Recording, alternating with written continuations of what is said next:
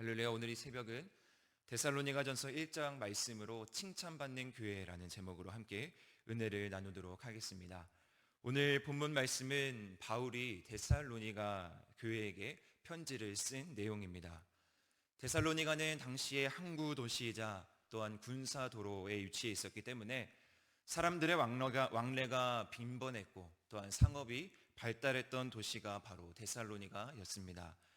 이러한 종교적인 배경 또한 로마 제국의 영향을 받은 도시가 데살로니가 도시였는데, 이러한 도시 가운데 바울과 그의 일행은 사도행전 17장 1절에서 10절 말씀에 보면 2차 전도여행 기간에 그곳 데살로니가에 가서 복음을 전하며 그 지역을 방문했던 내용이 나오게 됩니다. 그리고 바울의 복음을 들은 그 데살로니가 사람들이, 많은 사람들이 모여서 함께 데살로니가 가운데 교회를 개척하고 그들의 신앙을 키워나갔던 것이 바로 바울의 복음을 들었던 데살로니가 사람들의 모습이었습니다. 데살로니가 교회를 개척하였지만 여러 가지의 핍박으로 인해, 또한 여러 가지 환경적인 요인으로 인해 바울은 그 데살로니가에 오래 머물 수가 없었고 금방 그곳을 떠나게 되었고, 또한 남아있는 데살로니가 사람들, 데살로니가 교회에는 여러 가지 어려운 상황과 여러 가지 핍박이 그 가운데 발생하게 되었습니다. 바울의 말씀을 듣고 이제 열심히 신앙생활을 하고 이제 열심히 예수 그리스도를 믿겠다고 다짐하고 모여서 교회를 세운 데살로니가 지역에 여러 가지 환경적인 요인과 또한 당시의 종교적인 배경으로 인해서 데살로니가 교회를 못 살게 구고 또한 핍박하고 그것 가운데 환난과 고난이 계속해서 이어지게 됩니다. 바울이 떠난 후에 데살로니가를 공격하는 세력들이 있었고, 바울이 떠난 후에 계속해서 그들을 괴롭히고 계속해서 환난과 고난으로 그들의 마음을 힘들게 했던 것이 바로 당시의 데살로니가 교회의 상황이었습니다. 바울은 여건상 데살로니가 지역에 오래 머무르지 못했기 때문에 데살로니가 사람들은 바울이 그들을 버려두고 떠났다라는 오해도 생기게 되었습니다. 이렇게 힘들고 어렵고 여러 가지 환경적인 요인으로 데살로니가 교인 사람들이 외로운 상황 가운데 있는 것을 누구보다 바울이 잘 알고 있었고, 여러 가지 소식을 통해서 데살로니가 사람들이 어려워하고 힘든 신앙생활을 하고 있다라는 것을 들었기에 바울은 오늘 그들에게 데살로니가 전서라는 편지를 그들에게 하게 됩니다. 바울이 데살로니가 교회에게 편지를 했을 때 첫머리에 과연 어떤 말을 하고 있을까? 바울은 이렇게 데살로니가 교회를 격려하고 있습니다. 너희들이 비록 지금 교회를 세우고 예수 그리스도를 믿고 얼마 되지 않아 여러 가지 환경적인 요인과 핍박을 받고 있지만 괜찮다. 너희들 지금 잘하고 있고 너희들 지금 충분히 예수 그리스도를 믿는 데 있어서 열심히 노력하고 있다라고 하며 그들을 격려하고 응원하고 있는 것이 바로 데살로니가를 시작하면서 오늘 1장 바울이 데살로니가 교회에게 주고 있는 응원의 메시지입니다. 바울은 처음으로 데살로니가 교회에게 하나님께 감사하며 그들의 모습을 다시 한번 되돌아보며 너희들이 지금까지 열심히 해왔던 그 모습, 너희들이 핍박과 고난이 있었지만 힘겹게 너희들의 신앙을 지키며 교회를 세워나가고자 했던 그 모습을 하나님께 감사하며 또한 그 교회를 칭찬하며 나아가고 있는 모습이 바로 데살로니가에게 편지했던 바울의 마음이었습니다. 그렇다면 과연 데살로니가 교회가 칭찬받을 수 있었던 이유가 무엇이었을까? 먼저 바울은 여러 방편으로 인해서 데살로니가 교회에 대한 소식을 전도 여행하는 중에 들었을 것입니다. 바울은 데살로니가 교회가 비록 어려움이 있었지만 그들이 이런 모습으로 열심히 신앙생활을 하고 있고 이러한 모습으로 열심히 교회를 세워나가고 있다라는 소식을 들었을 것입니다. 그것을 오늘 말씀은 이렇게 표현하고 있습니다. 우리 함께 3절, 4절 말씀을 다 같이 한번 읽어보도록 하겠습니다. 3절입니다. 시작. 너희의 믿음의 역사와 사랑의 수고와 우리 주 예수 그리스도에 대한 소망의 인내를 우리 하나님 아버지 앞에서 끊임없이 기억함이니 하나님의 사랑하심을 받은 형제들아 너희를 택하심을 아노라. 아멘.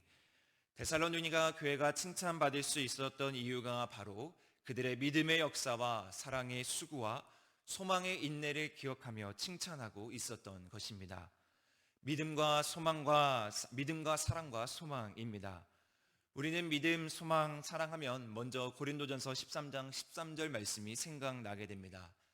그런즉 믿음, 소망, 사랑 이 세 가지는 항상 있을 것인데 그 중에 제일은 사랑이라라는 말씀인데 이 말씀은 사랑을 강조하고 있는 말씀입니다. 그런데 오늘 본문 말씀에서 사용되고 있는 믿음, 소망, 사랑은 그러한 의미에서 사용된 것 같지는 않습니다. 여기서 말하고 있는 믿음, 사랑, 소망은 그리스도인으로서 살아가는 삶의 전반적인 모습을 요약하고 있는, 축약하고 있는 단어가 바로 믿음, 소망, 사랑으로 요약된 것입니다.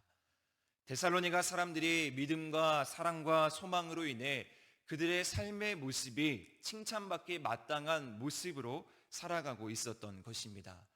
그리고 특별히 그들의 삶 가운데에서 가장 중요하게, 가장 특별하게 여겼던 모습이 바로 가장 마지막에 나온 소망의 인내, 즉 소망의 모습을 그들은 더욱더 강조하고 있는 것입니다. 왜냐하면 그들은 어려운 상황 가운데 처해 있었기 때문에 너희들이 지금의 상황을 잘 이겨내고 견뎌내며 너희들이 소망의 삶, 예수 그리스도를 바라보는 그러한 소망의 삶을 살아가라라고 강조하고 있는 것입니다.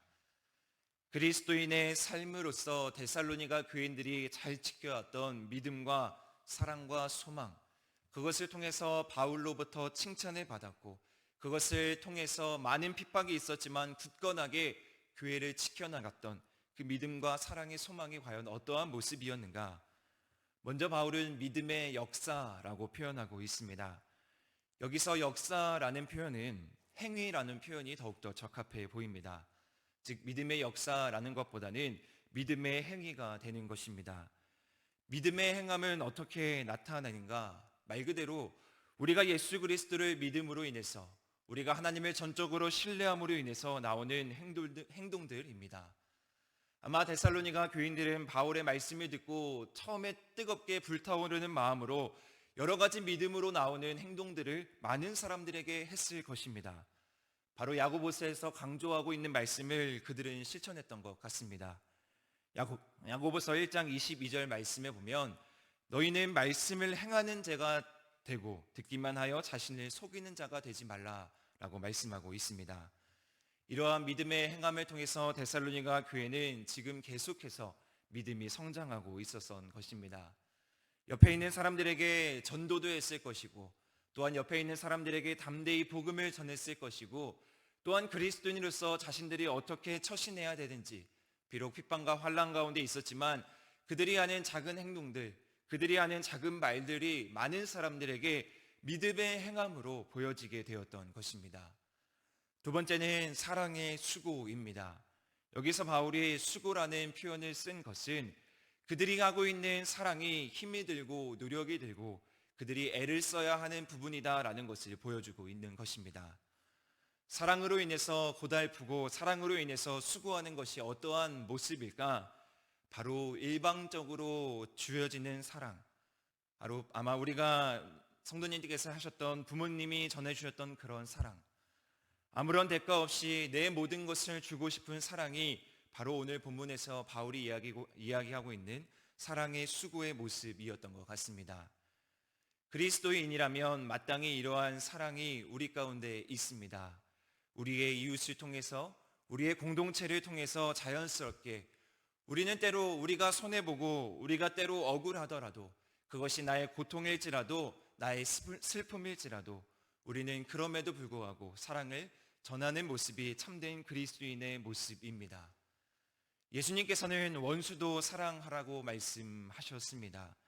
그것이 사랑의 수고의 모습인 것 같습니다. 우리는 많은 사람들에게 알려진 손양원 목사님의 모습을 알고 있습니다.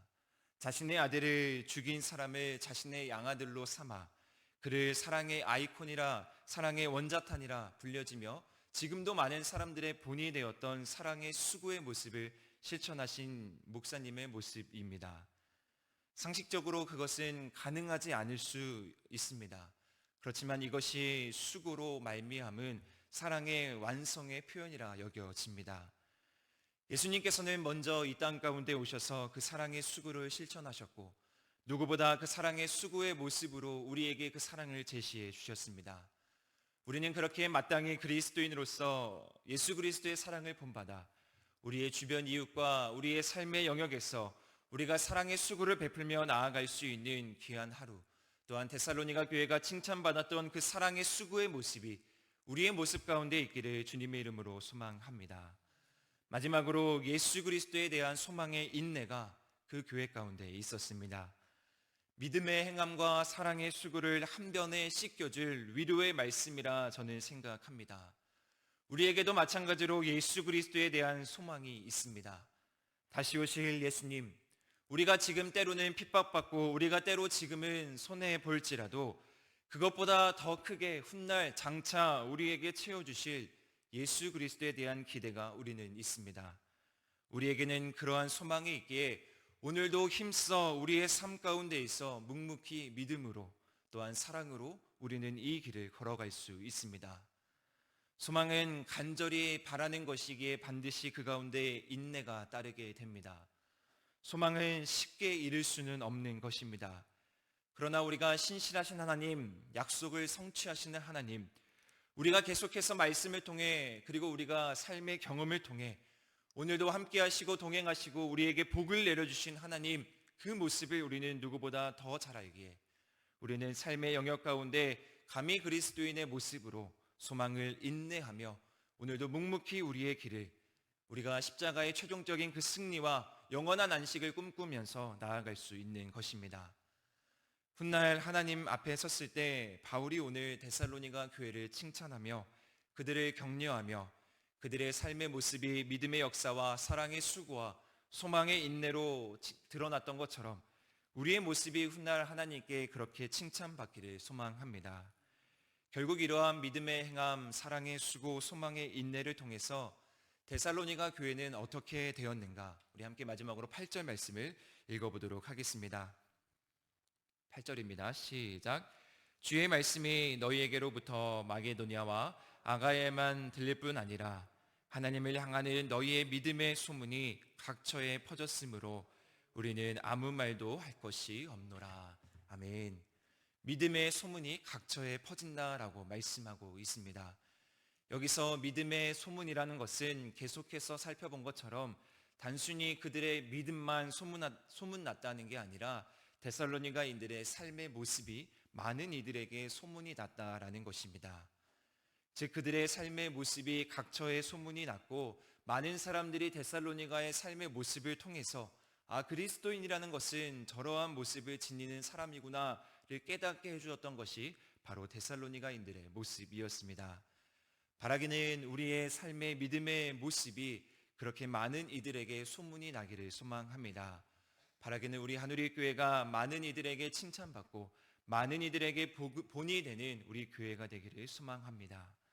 복음을 전한다, 복음을 우리가 나타낸다라는 것은 우리의 삶의 소문이 널리 퍼지고 우리가 살아가는 일상적인 삶 가운데에서 그리스도인으로서 본이 되는 모습, 그것이 자연스럽게 우리가 복음을 전하는 모습이라 여겨집니다. 바라기는 오늘 또 우리가 삶의 영역으로 돌아갈 때 우리의 가정에서 또 우리의 삶의 터전에서 우리가 정말 삶으로 예수 그리스도를 드러낼 수 있는 믿음과 사랑과 소망이 우리 안에 있기를 주님의 이름으로 축복합니다. 우리가 예수 그리스도를 믿는다는 것은 우리가 예수 그리스도의 복음을 전한다는 것은 그것은 단순히 머리의 지식으로 이해하고 받아들이고 아멘하고 끝나는 것이 아니라 반드시 우리의 삶으로 드러나야 하는 것입니다. 그래서 데살로니가 교회가 칭찬받았던 그 모습이 오늘 우리 안에 있기를 소망하면서 오늘도 담대히 믿음의 경주에 싸워 힘써 이겨 나아갈 수 있는 귀한 성도님들 되시기를 주님의 이름으로 축복합니다. 우리 함께 기도하도록 하겠습니다.